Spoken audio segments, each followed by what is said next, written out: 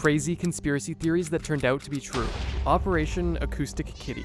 During the Cold War as a whole, and specifically during the spy craze, the US government invested a lot of money into unique intelligence collection methods. One of the more interesting examples is Operation Acoustic Kitty. This operation had a simple premise and hilariously failed almost instantly. And it's for that reason that I wanted to discuss it first. Essentially, the plan behind this operation was that the US government was going to gather cats, train them, and then implant recording devices within these cats so that they could passively record any intelligence. And these cats would be trained to specifically hang out around sensitive areas. For example, outside government buildings, windowsills of important offices, social places that important people may hang out, and stuff along those lines. The theory was that if these cats were simply present in places where secret conversations were taking place, nobody would question a cat being around, and nobody would have their guard up against that. Little did they know, the cat would secretly be recording their information, feeding intelligence directly to the CIA. On paper, it kind of almost makes sense because, I mean, think about it. Everybody, when they see a cat in public, talks to it.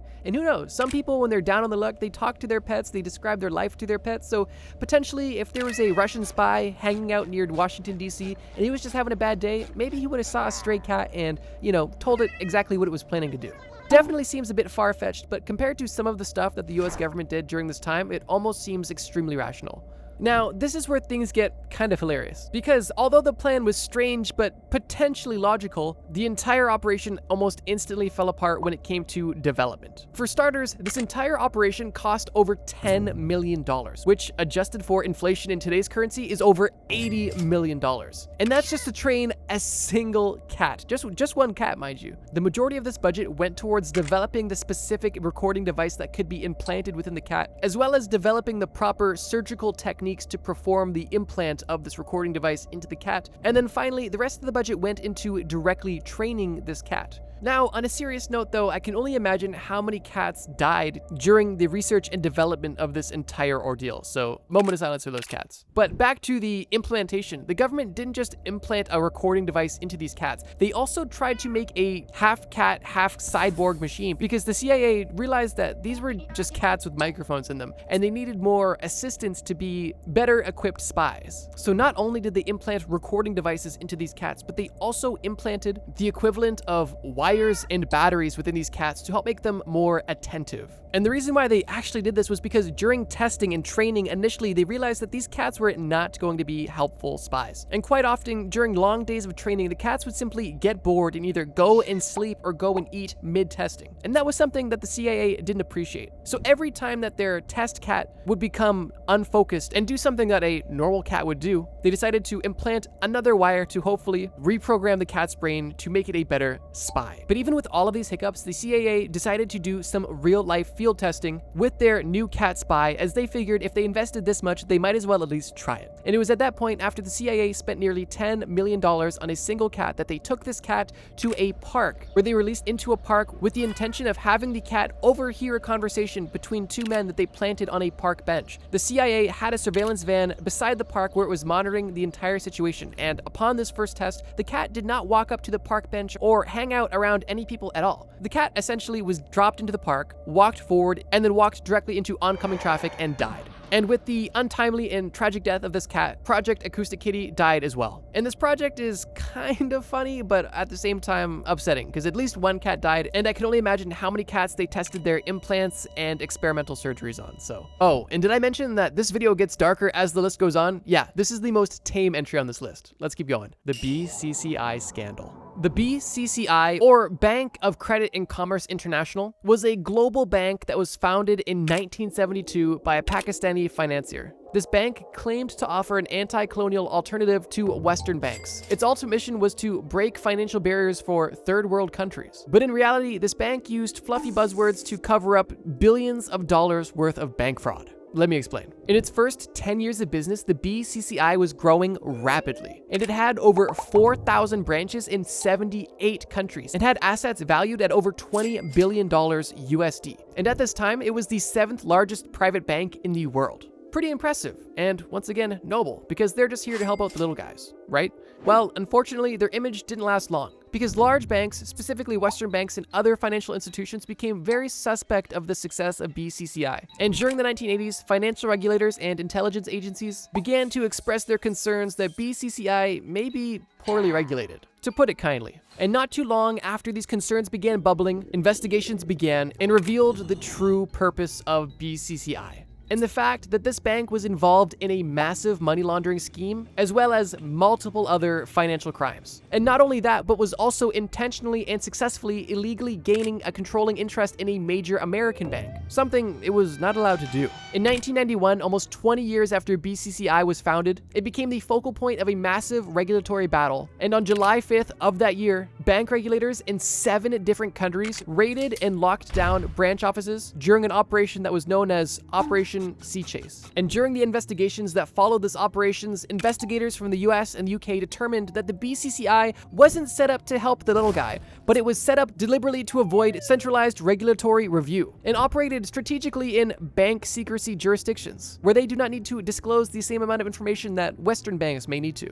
Due to the lack of regulation, this bank had become the global hub for money laundering, which directly benefited and supported terrorist groups and massive drug lords globally. And on top of that, the BCCI was literally a Ponzi scheme that was run by its executives. And in 1991, when the bank was officially defunct, over $10 million were stolen directly from customers of this bank and simply never accounted for. The bank that simply wanted to get away from Western banks and help the little guy and break financial barriers for third world countries actually just ran a massive Ponzi scheme that not only subsidized terrorism, dictatorship, and drug trade, but also literally stole billions of dollars from their customer base as well too. The tactics used by BCCI are still used today in more recent massive Ponzi schemes, like for example, FTX, both of which were giant Ponzi schemes that acted outside of the US government's jurisdiction. And I'm not saying that the US government should control all financial activity, but shady players definitely love to avoid US regulation. And while being defrauded out of billions by your bank sounds awful, it's still not nearly as bad as some of the entries on this list. Okay, this might be off topic, but what do you use to listen to music? Chances are they're not as good as today's video sponsor, Raycon earbuds. Raycon earbuds offer a premium quality listening experience without the premium price tag. And Raycon's latest model is their best yet. With a 32-hour battery life and multi-point connectivity, they also have active noise cancellation and charge extremely fast. I'll be honest, I've never experienced noise canceling. And believe me when I tell you this, active noise canceling is a game changer. I used to wear the wired Apple earbuds to the gym, and the problem I always had was I would still hear the gym's music over top of my music, and it just sounded like a bad remix all the time. With Raycon's active noise cancellation, I didn't have that issue. These earbuds are ergonomically designed to comfortably fit the widest range of ears, and on top of that, they look great. Unlike other brands, they offer a wide range of colors. I opted for the carbon black, but they also offer royal blue, lavender, forest green, and more. And on top of just having a pretty earbuds case, they also offer protective cases with cool designs. I opted for the concrete ones. So if you're interested in getting a quality pair of earbuds at an affordable price, go to buyraycon.com/TMB to get 20% off the best-selling everyday earbuds. Brought to you by Raycon. And if you're still on the fence, Raycon is offering a 30-day happiness guarantee return policy with no questions asked. So there's really no risk to give them a try. Check out my link in the description to get your pair today. And thank you, Raycon, for sponsoring this video. The FBI spying on John Lennon. We're already back to the Cold War. During this time, a lot of stuff went down, so expect to hear about it a lot in my conspiracy series. Regardless, during this time, there was a battle of ideologies taking place. Capitalism versus communism. And during this time, in the 1960s and 1970s, communism was growing in popularity domestically within the US, and this fear sparked the US government to start a program known as COINTELPRO. And while I could make an entirely separate video only describing the happenings of COINTELPRO, I thought I would give a brief description and focus on one of the unique happenings. Specifically, the reason why they spied on John Lennon and other celebrities at the time. The US government saw the growing popularity of communism as a domestic threat that was set on destroying the country from within. And because of this, they thought the best course of action was to spread negative propaganda against those sharing communist ideologies. One of the more famous examples of this was John Lennon. specifically when he moved to the US in the 1970s. He was one of the most famous people in the world at the time, and he was very outspoken politically, which made him a target for the FBI's surveillance, specifically because they feared his influence on young voters. Ordered by J. Edgar Hoover, Lennon was closely monitored by the FBI and was even threatened with deportation over his political views. Now, obviously, COINTELPRO did a lot more than just spy on John Lennon, but I thought it was an interesting point to focus on for this short segment. But beyond the debatable motivations of COINTELPRO, it was unsurprisingly operating illegally, primarily undermining the First Amendment rights of civilians. There was actually a leaked COINTELPRO memo that proposed a plan to expose the secret pregnancy of famous actress Jean Seberg because she was a financial supporter of the Black Panther Party, a party that was pushing Marxist-Leninist ideals. And the reason why the FBI wanted to expose this pregnancy was because it could possibly cause her embarrassment or tarnish her image with the general public. Now, keep in mind, at the time, it wasn't fully confirmed or even known that the government was literally spying on and actively discrediting those with communist views. But some people had a suspicion. And although in 1972, Richard Nixon won the election, the entire operation of COINTELPRO was exposed. And these expositions led to a congressional investigation into exactly what the FBI was doing with COINTELPRO. And this investigation, fortunately, exposed exactly what the FBI was doing and led to massive reforms within the intelligence community, primarily by reducing the FBI's power as a whole. And it was with that congressional hearing that the COINTELPRO program was ended, although it did still operate from 1956 all the way up until 1971. So yeah, COINTELPRO operated for almost 20 years uninterrupted, specifically spying on influential people who shared communistic views. And while one notable example is the fact that they spied on John Lennon and tried to have him deported, and maybe did other things, this entire operation actively spied and discredited hundreds of people, and then some. The CIA trafficking cocaine. This story is wild and takes a few turns, so buckle up. Our story begins in Panama, a relatively small country, but a country that is extremely vital to the US military and global economy, specifically because of its canal, the Panama Canal. Throughout the 20th century, America actually ran the Panama Canal directly, with military bases spread across the entire canal. And this was strategic for the US government because during this time, once again in the Cold War, the USA was specifically concerned with Russia trying to get a bit friendly with South America. And because of that, the Panama Canal was a good checkpoint to make sure that everything was going to America's liking. And because of how strategic the Panama Canal was to America, America and Panama had a very good relationship. Now this is where things get interesting, because at the time, the head of military intelligence in Panama was Manuel Noriega, someone who was previously trained by the FBI in general technical skills and leadership skills, something that America did for a lot of South American leaders to gain favor, essentially thinking that if they could train South American countries how to have strong leaders, they would be more faithful to America, the country that taught them how to have stronger leadership. And Panama was no different. But like I said, this is where things get sticky, because Noriega was an asset to the American government because he was actively controlling the Panama Canal through his position as the military intelligence leader. But he was also playing both sides of the field, because not only was he acting essentially as a spy for the US government, but he was also acting in his own self-interest as a drug smuggler, specifically by providing protection to drug shipments going from South America to North America, and globally. Now this is a conundrum, similar to the Iran-Contra affair, which I discussed in the last conspiracy theory video. But in regards to this situation, the government is actively having an ally who is helping them, but is also actively protecting drug smugglers from his own country and other South American countries, and essentially letting them traffic their drugs onto American soil. The question is, did America know, and how much did they know? And while we can't know for sure, it's heavily assumed that the government knew exactly what was going on, and not only allowed it, but also protected it. I feel like there's no way the US government wasn't aware of this, because in 1972, the US government actually planned on potentially assassinating Noriega because of the smuggling that was going on. But they didn't, because they deemed he was too much of an asset. It makes you wonder, because why would they consider assassinating an asset if they weren't doing anything wrong? Unless, of course, they knew they were doing something wrong, which was later exposed. That was until 1989. As time went on, Noriega became less and less useful to the US government as the Cold War came to a close and the war on drugs began to grow. And Noriega was becoming less of an asset and more of a liability and a target. And because of this, in 1989, the US government liberated Panama to relieve it of its dictator, Manuel Noriega, which is ironic because this is the exact same person that the US government was subsidizing, essentially.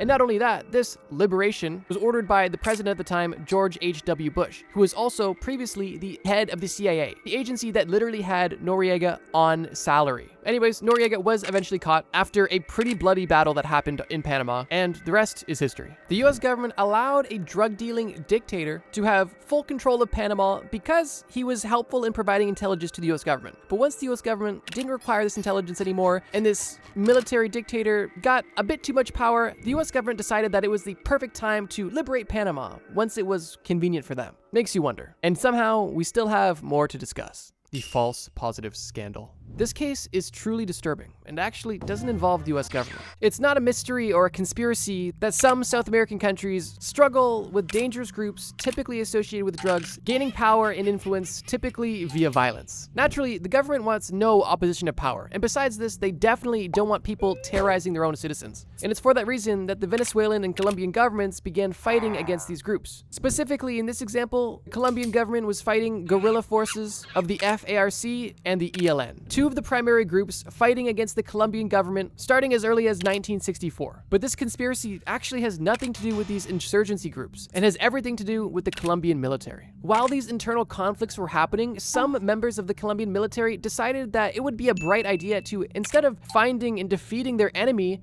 they could simply find and defeat vulnerable people and display their bodies and count those kills as success for their movement. If I'm being vague, let me make it extremely clear. Members of the military and even civilians would lure typically poor or mentally impaired civilians to remote parts of the country, offering them work, saying, hey, do you want to work here? There's a work opportunity. And instead of there being a work opportunity, the military would then kill these people and present their bodies to the authorities saying, hey, look at all these opposing forces that we killed. We're doing a really good job fighting the war on drugs, the war on terror. You should give me a promotion. You should give me other benefits. And this wasn't a one-off case. This was something that actively took place for many years. And in 2021, the jurisdiction of peace in Colombia reported the total number of victims to be over 6,400 people between 2002 and 2008, just that 6-year span. They also believe that there was over 10,000 victims between the years of 2002 and 2010. But keep in mind, there was investigations into these practices going back as early as 1988, so the total confirmed number could be way higher. This is honestly insane to think that these military members were not focused on fighting the enemy that they had. They would simply murder innocent civilians to inflate their success, for them to feel like they're doing a good job and hopefully get a few more bucks. Insane. Bayer spreading HIV. If the name Bayer instantly doesn't ring a bell, then the name aspirin definitely should. And this is another conspiracy that actually has nothing to do with the American government or any government at all. But it's likely one of the most horrific examples of a conspiracy that took place in the private sector. Bayer is a German pharmaceutical giant, and like I mentioned, is most known for aspirin. However, Bayer faced a massive scandal in the 1980s when one of its subsidiaries, Cutter Biology, was producing blood clotting products. Now, obviously, producing medicine and medical products is not a conspiracy or a crime. So what did they do? Well, here's the deal. The blood clotting products that they were making to help hemophiliacs actually ended up infecting thousands of hemophiliacs with HIV. This happened because the blood clotting product that Cutter Biology was developing required blood from donors in order to be made. And Cutter Biology was using blood from high-risk donors in order to save money when producing this product. And surprise, surprise, some of this blood that they were selling at scale was contaminated with HIV. And because of this, many hemophiliacs who were taking Bayer's medication were unknowingly diagnosed with HIV.